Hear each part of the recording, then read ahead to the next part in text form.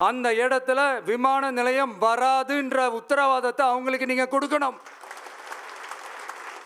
இதையெல்லாம் நீங்க செய்யாம எல்லாத்தையும் கடந்து போகணும்னு நீங்க நினைச்சீங்கன்னா, பரந்தூர் பகுதி விவசாய மக்களையும் பொதுமக்களையும் நானே அழைச்சிக்கிட்டு வந்து தலைமை செயலகத்தில் உங்களை நேர்ல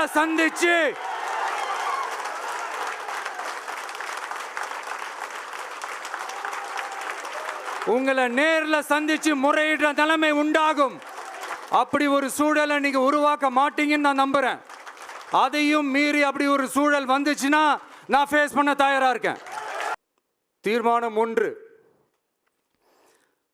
நாம எல்லாருக்குமே வாழ்வாதாரம் இருக்கு, இல்லைன்னு சொல்லல. ஆனா நம்ம எல்லாரோட வாழ்வாதாரத்துக்கும் அடிப்படையா இருக்கிறதுல விவசாயிகளும் ரொம்ப முக்கியமானவங்க. அப்படிப்பட்ட நம்ம விவசாயிகளுக்காக அவங்க கூட நிற்க வேண்டியது நம்ம கடமை. அந்த கடமையை நாம சரியா செஞ்சே ஆகணும். கண்டிப்பா நாம விவசாயிகள் பக்கம் எப்பவும் நிற்போம், நிற்போம், நிற்போம், நின்னே தீருவோம். பரந்தூர் விமான நிலைய பிரச்சனை தொடர்பா தமிழ்நாடு முதலமைச்சர் மாண்புமிகு திரு மு.க. ஸ்டாலின் அவர்களுக்கு ஒரு கடிதம் எழுதியிருக்கிறோம். அதை நான் இங்க கொஞ்சம் படிச்சு காட்டுறேன். மாண்புமிகு தமிழ்நாடு முதலமைச்சர் அவர்களுக்கு வணக்கம். பரந்தூர் பகுதியில் விவசாய நிலங்களை அழிச்சிட்டு புது ஏர்போர்ட் கட்டுறதுக்கு எதிர்ப்பு தெரிவித்து அந்த பகுதியில் இருக்கிற பொதுமக்களும் விவசாயிகளும் வருஷ கணக்காக போராடிக்கிட்டு இருக்கிறாங்க. போராட்டத்தில் அவங்கள தமிழக வெற்றி கழகம் சார்பாக நான் போய் பார்த்தேன். அதுக்கு அடுத்த நாளே மக்கள் பாதிக்காத வண்ணம் விமான நிலையம் அமைக்கப்படும்னு உங்க கவர்மெண்ட் சார்பாக ஒரு விளக்க அறிக்கை வந்துச்சு. அந்த ஸ்டேட்மெண்ட்ல 1005 குடும்பங்கள் மட்டுமே பரந்தூரில் வசிப்பதால் விமான நிலையம் வந்தா பெரிய பாதிப்பு இருக்காதுன்ற மாதிரி சொல்லியிருந்தாங்க. மக்கள் பாதிக்காத வண்ணம்னா என்னங்க சார்? ஒன்று, அந்த இடத்துல ஏர்போர்ட் வருதுன்னு சொல்லணும், இல்லை அந்த இடத்துல ஏர்போர்ட் வராதுன்னு சொல்லணும். ரெண்டுமே அந்த அறிக்கையில் இல்லை.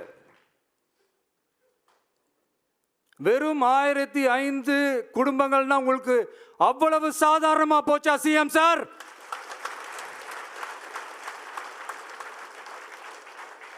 $15,000 மக்கள், அந்த மக்களும் நம்ம மக்கள் தானே. ஏன் அந்த அக்கறையோ அந்த மனிதாபிமானமோ உங்ககிட்ட இல்லை? எதிர்கட்சியா இருந்தா மட்டும்தான் மக்கள் மேல உங்களுக்கு அக்கறை இருக்குமா?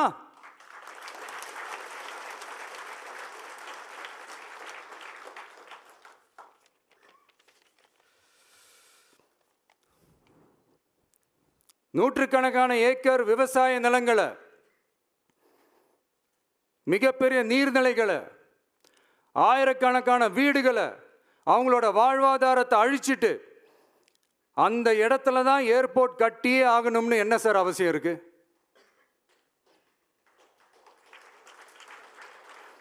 அப்புறம் எப்படி சார் நீங்க உங்களை மக்களின் முதல்வர்னு நான் கூசாம சொல்றீங்க?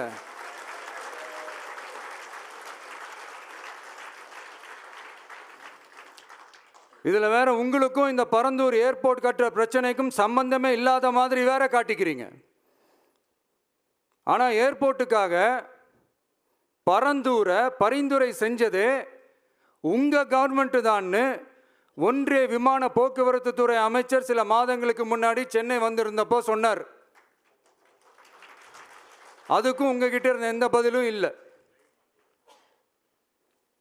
இந்த சூழ்நிலையில் பரந்தூர் விமான நிலைய பணிகளுக்காக விவசாய நிலங்களை கையகப்படுத்த கடந்த 25/6/2025 அன்னைக்கு உங்க கவர்மெண்ட் தான் அரசாணை பிறப்பிச்சிருக்கு. விமான நிலையம் அமைக்கிறதையே ஏற்க மாட்டோம்னு வருஷக்கணக்காக போராடுற மக்களோட நிலங்களையும் சேர்த்தே கையகப்படுத்த அந்த ஆணை பிறப்பிக்கப்பட்டிருக்கு. விவசாயிகளோட கண்ணீரை துடைக்க வேண்டிய தமிழ்நாடு அரசு அவங்களோட கண்ணில் குத்துறதாகவே இருக்கு இந்த ஜிஓ. இதெல்லாம் உங்களுக்கு தெரிஞ்சுதான் நடக்குதா, உங்க ஒப்புதலோடு தான் நடக்குதா தெரியல, பதிலும் தெரியல. பரந்தூர் மக்களை இது வரைக்கும் நீங்க ஏன் சந்திக்கலன்னு கேட்டா அதுக்கும் பதில் இல்லை.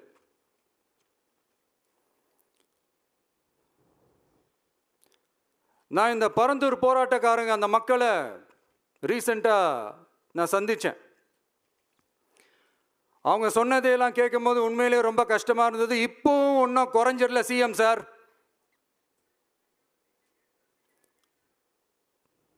சாதி மதம் கடந்து தங்களோட குடியிருப்புகளை, விவசாய பூமியை, வாழ்வாதாரத்தை, நீர்நிலைகளை காப்பாற்ற ஒன்னா நின்று போராடிக்கிட்டு இருக்கிற பரந்தூர் பகுதி விவசாய பெருங்குடி மக்களை தயவு செஞ்சு நீங்க நேர்ல சந்திச்சு பேசுங்க.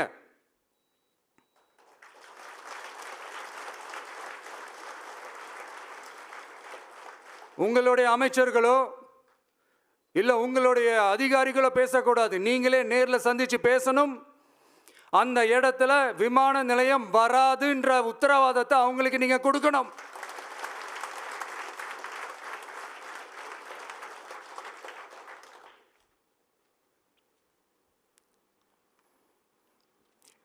இதையெல்லாம் நீங்க செய்யாம எல்லாத்தையும் கடந்து போகணும்னு நீங்க நினைச்சீங்கன்னா பரந்தூர் பகுதி விவசாய மக்களையும் பொதுமக்களையும் நானே அழைச்சிக்கிட்டு வந்து தலைமை செயலகத்தில் உங்களை நேர்ல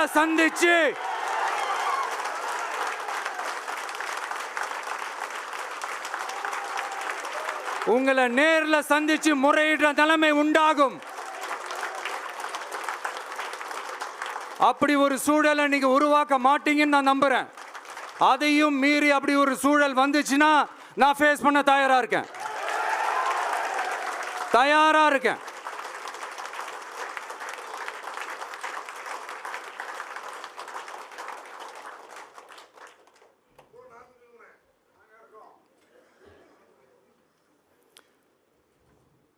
நான் பரந்தூர் வந்த அன்னைக்கு நான் ஒரு விஷயத்தை சொன்னேன், அதே தான் இங்கே நான் திரும்ப ரிப்பீட் பண்ணுறேன். We are not against any developments. We are not against airports. அந்த லொகேஷன் தான் தப்புன்னு சொல்கிறோம்.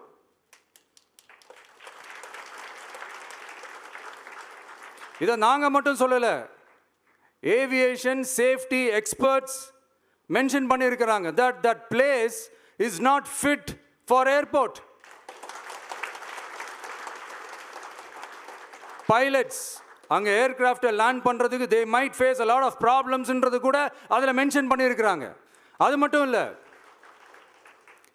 அந்த வாட்டர் பாடிஸை அழித்து அதுக்கு மேலே ஏர்போர்ட், அந்த பில்டிங்ஸ், அந்த ரன்வேஸ் இதெல்லாம் வந்ததுக்கு அப்புறம் ஒரு மழைக்காலமோ இல்லை ஒரு floods டைம்லையோ the whole Chennai city will be flooded. இதையும் அதில் மென்ஷன் பண்ணியிருக்கிறாங்க.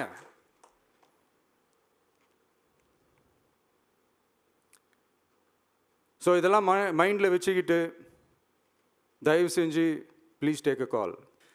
தீர்மானம் 2, கொள்கை எதிரிகள் மற்றும் பிளவுவாத சக்திகளுடன் என்றைக்கும் நேரடியாகவோ மறைமுகமாகவோ கூட்டணி இல்லை.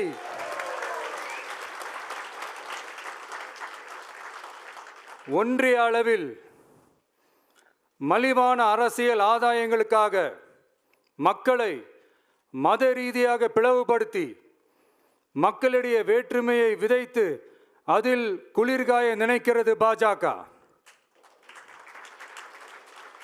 அவர்களின் இந்த விஷமத்தனமான வேலைகள் வேறு எங்கு வேண்டுமானாலும் எடுபடலாம், ஆனால் தமிழகத்தில் ஒருபோதும் எடுபடாது.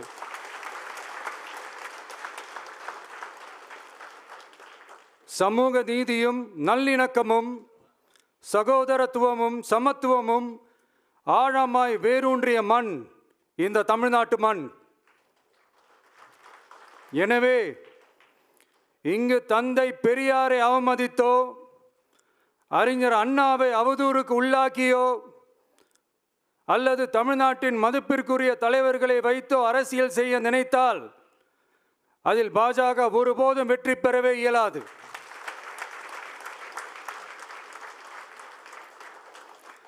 சுயநல அரசியல் லாபங்களுக்காக பாஜகவுடன் கூடி குழைந்து கூட்டணி போக திமுகவோ அதிமுகவோ இல்லை.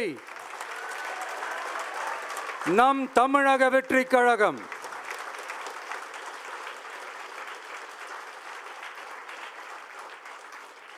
கொள்கை எதிரிகள் மற்றும் பிளவுவாத சக்திகளுடன் என்றைக்கும் நேரடியாகவோ மறைமுகமாகவோ கூட்டணி இல்லை என்பதில் தமிழக வெற்றி கழகம் மிக உறுதியாக இருக்கிறது.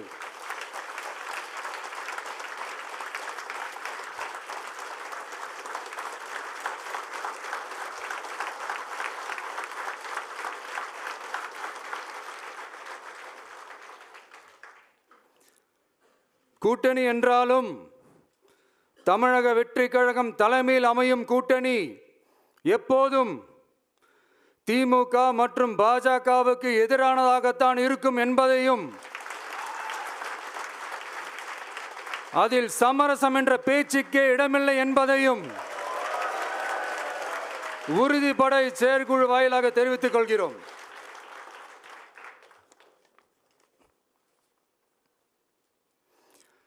இது இறுதியான தீர்மானம் மட்டுமல்ல, உறுதியான தீர்மானம்.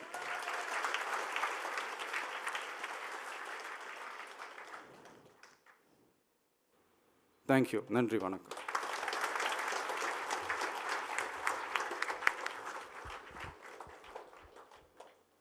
அனைத்து தீர்மானங்களையும் ஏற்றுக்கொள்வோர் ஆம் என்க. ஒருமனதாக அனைத்து தீர்மானங்களும் நிறைவேற்றப்பட்டது. வெற்றி தளபதி, வெற்றி தலைவர். நன்றி. அனைவரும் அமரலாம்.